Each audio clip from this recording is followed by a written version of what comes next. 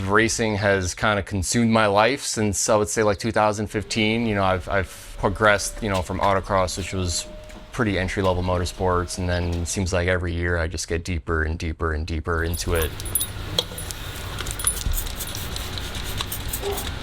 It's hard to explain why we do it, because the amount of money that we invest into this, it doesn't make sense. It doesn't make sense financially, but when I have those good events, you know, when I think back to, you know, for example, Road Atlanta this year. And now on to round 2 of the GridLife season, Michelin Raceway Road Atlanta. There's Eric Kutil in the 82, the hybrid racing EG 2020 Eibach GLTC champ. You know, there's a lot of sacrifices to do this, and you know, sometimes I wonder if it's really worth it, but then you have that one good race. Green flag, and we're underway at Road Atlanta. Kutil on an incredible pace right now. Time is ticking down. Well, a Civic is going to be all over your mirrors in only a few seconds' time. The inside of Mortimer, this is for the top spot. Now it looks like Kutil is going to try and take it to the inside. Ibrahim leaves him that space. Kutil's going to have to go for it. He's not giving it up easy. And to battle a guy like Kutil, you know, no one's going to give up here. They're going to leave each other plenty of space. He's trying to roll the outside here at 1. That's tough. He's in the marbles, out wide to the rumbles. He has to lift, and here comes Morrison in the J-Series S2000. It's a game of chicken. And Magnussen's got it so far. Kutil again getting to go for it. Oh! Big slam of the curbing. Sparks flying. Kutil wins. Eibach GLTC Race 1. Eric Kutil, Race 2 of the weekend. Kutil wins for second. Magnussen by a nose. Eric Kutil, the 2020 GLTC champ, is on his way to holding a very firm lead in the standings. Checkered flag. Eric Kutil wins all 4 races in GLTC this weekend. Here we won 4 races. It was absolutely incredible. You know, I got to experience that with my loved ones, my friends, my family, my girlfriend. The wide range of emotions and just motivation you get from racing that you don't really get in other aspects of life. You know, it keeps things interesting. You know, luckily the car's been in a pretty good spot this season in terms of competitiveness and also reliability. You know, haven't had a lot of things go wrong. So going into Watkins, you know, I had a lot of confidence that the car was ready to race. Well, welcome back to Watkins Glen International for GridLife Summer Apex, round 4 of 6 in the 2026 season. I knew that Watkins Glen was probably the worst track for this specific car on the calendar. And then on top of that, not only is the car the lighter car, lower power in the series, you know, in terms of the front runners, I'm also stacked with rewards weight. In GLTC, every time you win a race, you have to add a % weight to the car. This season, I've won 5 races, which is a total of 138 extra pounds I have to put in this car against my competition. But, you know, coming into the event, you have to still have the confidence that you'll do well. Kutil, championship lead, it's not huge, but I think if he can just manage through this, to me, this feels like the weakest track on the calendar for this car. He needs to survive. There is Eric Kutil. I had noted that he's one of a number of drivers that have done just a handful of laps and returned to pit lane. It's the time that's more concerning to me. Yeah, because is his race pace capable of running a second and change faster? I don't know. We were way off pace compared to Eric Magnussen and Andy Smedgaard. I was not even achieving the lap time I achieved on the test day. What do you think? A little loose on entry. I would like to maybe go down in the rear half the turn. We ultimately had too much front grip. The car was just really hard to control. So when you have a car that is hard to drive at that limit, you just go slower. Here comes the Civic back out after whatever quick look at the rear. This will be a start of a flying lap, so we'll follow him through. Oh, look at him maximize the track on entry. All of the white line being used. Brave on the curves, all 4 wheels on it, so straddles it. Clean road in front of him, crucially. No curve there, makes that corner so easy. Really is moving now on the second lap out of pit lane. Rear end definitely did step out slightly, caught it well. So maybe not completely fix the oversteer he was complaining about. That was nice on the track limits. Nice, tiny sweep down to the apex. Oh, so tight. Close to the wall, but a pretty good lap for Kutil after making the setup change. And let's see what it will do for him across the line now. It is going to be P5 for Eric Kutil. Qualifying did not go the way I hoped it would. You know, when you're competing in this championship, you know, you're trying to qualify on the front row, give yourself the best opportunity to get those wins.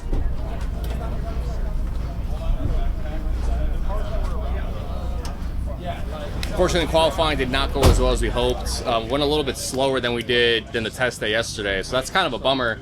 Ended up with like a 208.3. The track was just really slick. Had a kind of hard time driving the car. It was very unpredictable, corner entry, pretty loose. Yeah, I mean, not gonna give up. You know, never give up around here. So we'll go in tomorrow, hopefully swinging, and maybe get on the podium.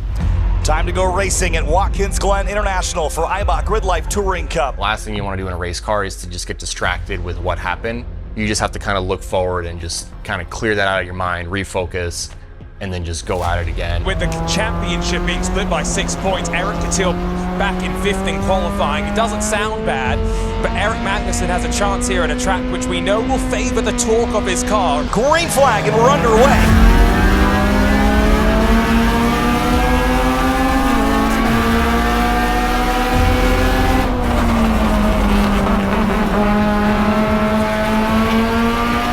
Down the backstretch, 3 wide for second place. I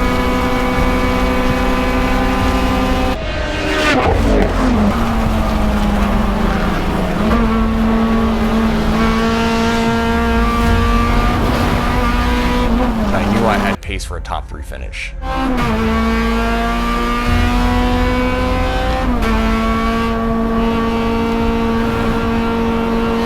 Kutil almost to the edge of the road at turn 10.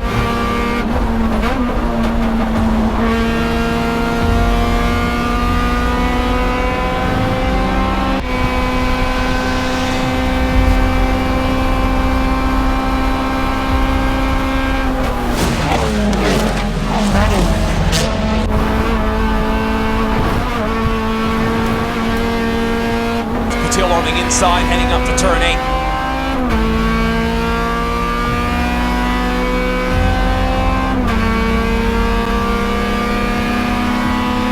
He's going to give space to the BMW to roll speed. Long way around, mindful of track limits, but slides in front and crucial move from the championship leader.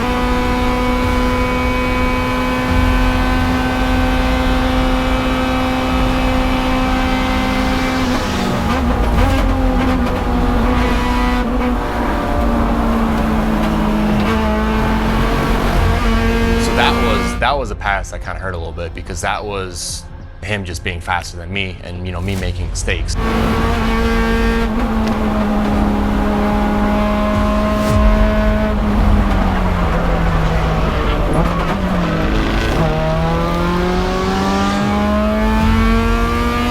2 cars that were battling in front of me, they went into the carousel corner too close to each other. One guy spun, which caused me to back way off, which allowed, I think it was 3 cars behind me to all pass me. I went from 4th to like 6th, so then I had to kind of work my way back up.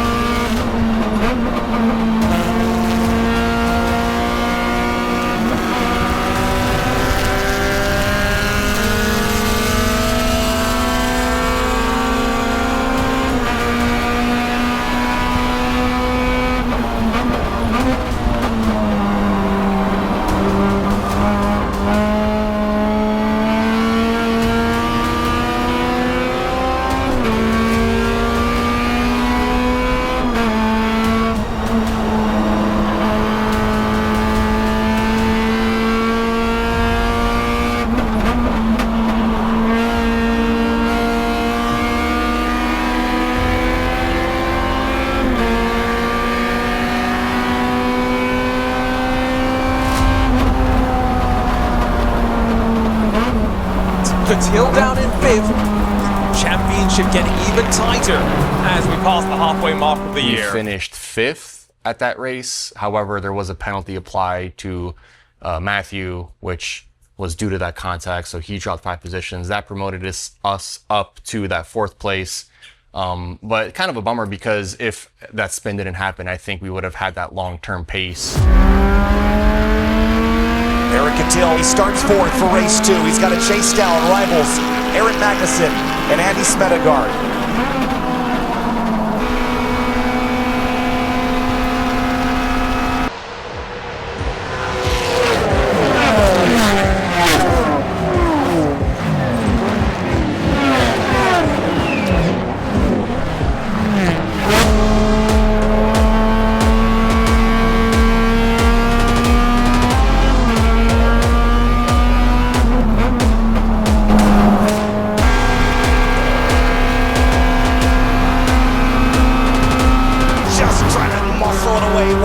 Trying to hang on the outside.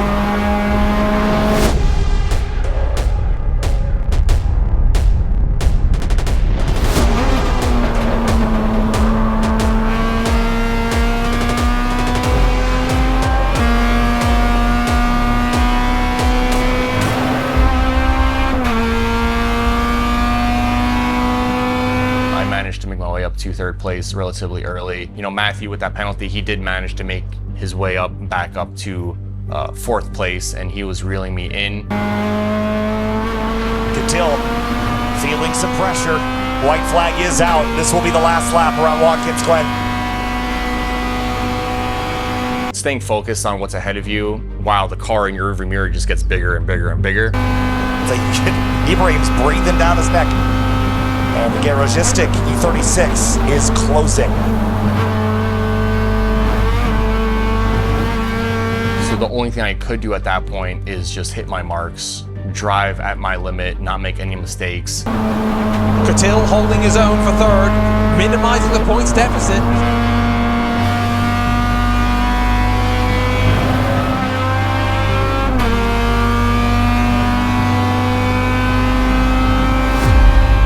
I managed to claim P3 for race 2, which was great for the championship.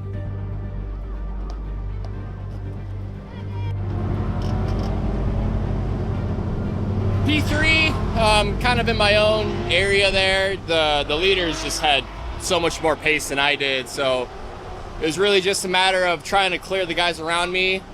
And I got out to P3, got a good gap, and then Ibrahim was kind of reeling me in lap by lap, but managed to hold them off. The car is better. I'm just still, I don't know, I'm struggling with a few minor things, but most importantly, I'm just struggling with pace, really. You know, I had 2 080s in the test day, and now I'm like barely getting, I'm like 7/10 off of that.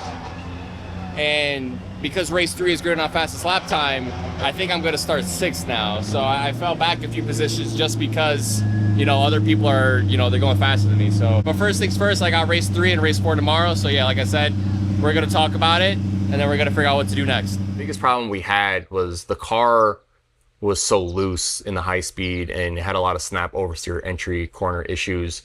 So we kept putting more rear wing into it, and we got to a point where we had so much drag that we were losing about 5 to 6 tenths just from the exit of turn 1 to the bus stop. So the longest straightaway up the hill through the S's, and then on that straightaway, that's a lot of time to lose in one section of the track.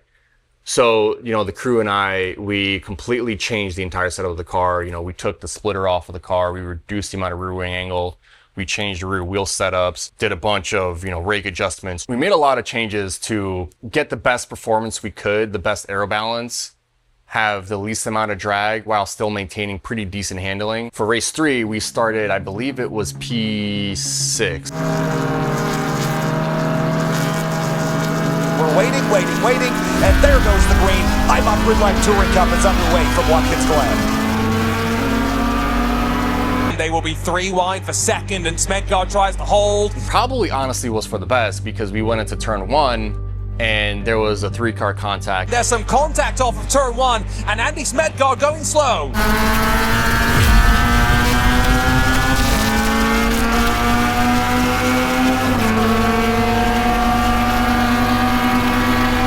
Cars coming into one corner is always going to be a tricky situation, because one driver might not necessarily be aware that they're 3 wide. All he sees is there's 1 car next to him. He does not know that there's a car next to that guy. I saw immediately that Matthew's front right suspension was completely broken. He had probably, I would say, 8 to 10 degrees of camber on the right front. And I knew whatever was going to happen next was not going to be good.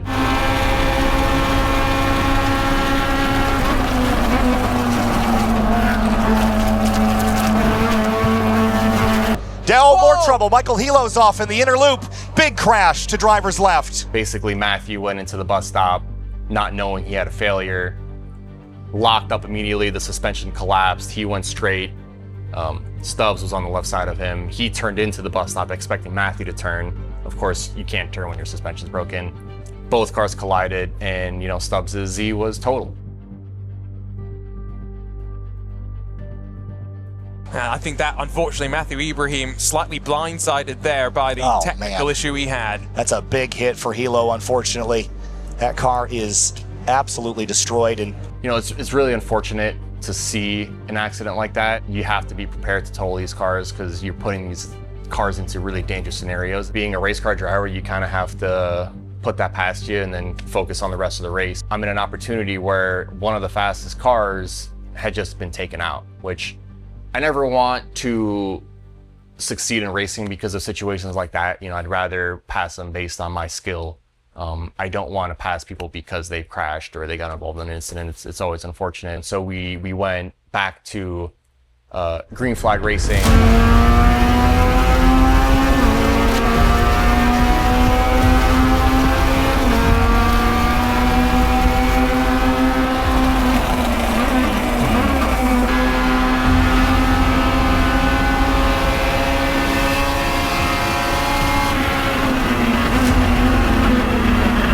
Two Hondas roar into the inner loop. And 2 by 2 they entered, but Morrison got the best of the battle for fourth. Kutil's going to get the best in the battle for second here, I think, on the inside now through the inner loop. What a great respect shown there to make it work.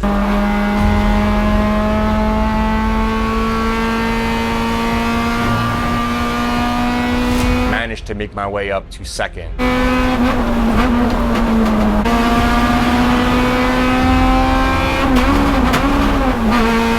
Misshifted on the straightaway, which is always super painful. This car called the Bullet TSX looking into the outside here through turn 2. What a power move for the 41K tuned car.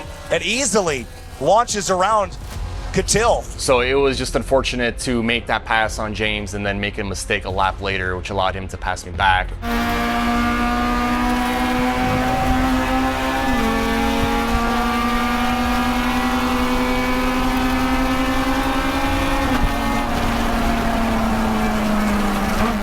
And then he held on to that position. I finished P3. The positives of that race was that the raceability of the car improved significantly. The pace of the car was way better. I was able to lead on the car a lot more. We're in a situation where, we're going to start ahead of the leaders for the last race because there is going to be an invert. So the winner of race 3 gets a dice once he's cleared tech, and he rolls that dice. And there's, I believe it's like an 11-sided dice. And essentially, whatever number that is rolled is how many cars get inverted. So I think the number that was rolled was a 9. So you take the finishing order of race 3, and then you take the top 9 positions and you flip them. Watkins Glen International, Eibach GLTC race 4. Green flag and we're underway from WGI.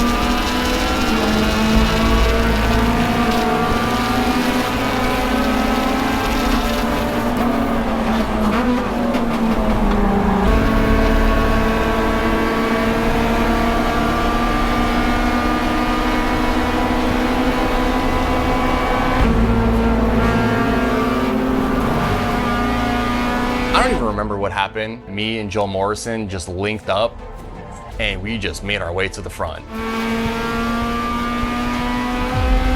Tell you what, Kutil's got off the corner very nicely indeed, and he'll swarm up towards turn 8. Joel Morrison gave him a shove coming up the hill with that V6 torque.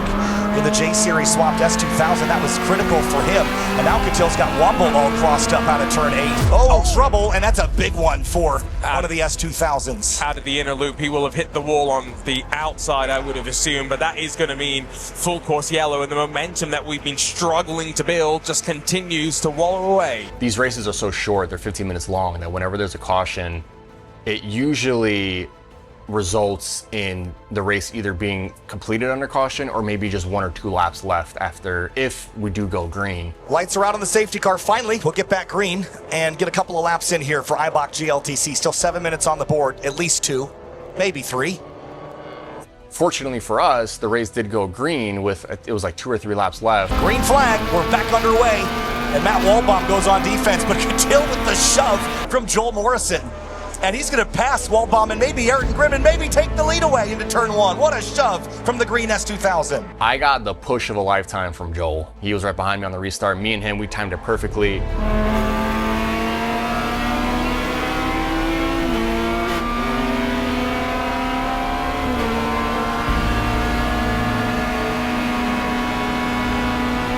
And the push is going to maybe see Kutil have the inside on the rise up into the inner loop.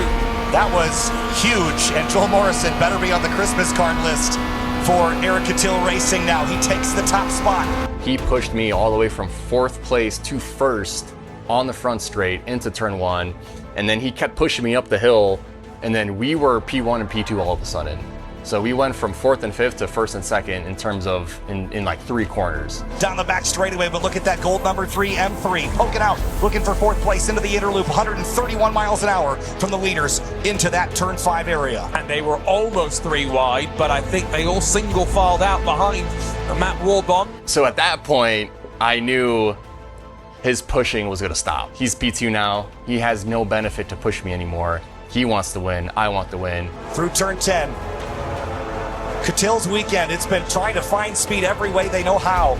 They told me this morning they had thrown everything possible at this car, and it took all that plus a little push to get him to the lead. The danger for Kutil is he going to be vulnerable to Morrison potentially? Here comes the run to the outside and blows past up to the inner loop. Joel Morrison takes the lead, and he's 3rd in the championship now. What a year it's been for the green car. And Kutil is not ready to give it up yet. To the outside now, trying to cling to the quarter panel. This is where this car is going to be even better than Morrison's. In through the boot. Rawson's there in 3rd place. This is going to be a scrap for the top spot. Kutil takes it back. I had a good run through the bus stop, went around the outside of carousel, got 1st place back, and then it was white flag.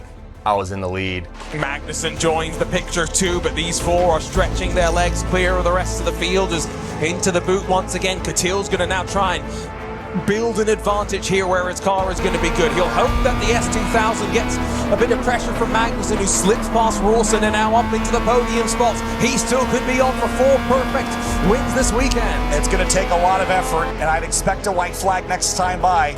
The cars behind Kutil have a lot more cylinders than that hybrid racing Honda Civic sedan, and he is still got a target painted red on his back. The outer loop is where he's got to be so brave, because that's where he's so much better than his competitors. Morrison's going to have another chance to pass on the exit out of the 90, climb up through the S's and back up to the bus stop for what will be the final time this weekend in IBAC GLTC competition. And Kutil, remember, he's taken the splitter off that car, moved more to what we've dubbed the Talladega style setup, and what that's also meant is being able to take some weight away, so he's got a bit more speed in the straight lines. Gearbox was complaining, missed a few shifts, but I made sure to not miss any shift on the uphill S's because that would kill me. However, the amount of power he has in that S2000, he drove around me once again on the straightaway. Well, as he closes to Morrison, Morrison closes to Kutil. Kutil will hold the inside and force the others to go the long way round. He's going to lose the lead here, but if he hangs on to 2nd, he's still got a shot at this. 132 miles an hour, and Kutil has got to figure out where he can get this Civic by the S2000 in the boot on the last lap of the race. It's the outer loop. He's got to be careful, though. Magnussen shows himself to the inside on the curb, but the Civic's so loose on the rear. Remember, front wheel drive car, it will drive off the rear. Blocked off is Morrison, though, as they head down the boot. This is going to be it here. Coming down turn 6, the battle for the lead is on. It's 3-way fight for the 3 championship leaders. Kutil is taken out to the curbing by the 71 S2000 and down into the toe of the boot now. The V6 torque and the V8 power behind Kutil.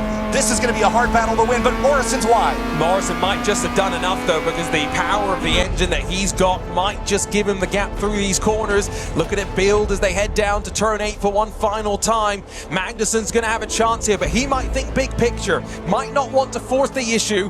With a couple of corners left to go, there's still plenty to play for in those last couple of rounds, even if the car is not at the preferred tracks it would love to be. Joel Morrison has been a driver in GridLife Touring Cup for years. I don't believe he's ever won a race this season. He has figured out this car, some driver mods certainly, and he is looking at 2 corners away from his first victory. Through turn 10, Eric Kutil trying to get back to the bumper of the 71 S2000. Through turn 11, he's right there, out to the wall, checkered flag waving, and Joel Morrison is going to win at Watkins Glen, and he's a new player in the championship fight on the run to Lime Rock. Third place in the championship and picks up a win, and that is well fought and well earned for the Myriad Motorsports team. Eric Kutil, second place. I think Kutil will be thrilled with that result, given he came into the weekend knowing it might be difficult. Finished second place in the last race, and you know, a fourth, a third, and a second was enough to secure second overall for the weekend, which coming into this event, I had no idea that was going to be even possible. But, you know, that's exactly what we did. You know, me and the crew, we worked together to get the car working. You know, we struggled a lot with setup, we struggled with straight line speed, but, you know, we never gave up. And by the end of the weekend, to secure second overall, you know, was, I think, above our expectations.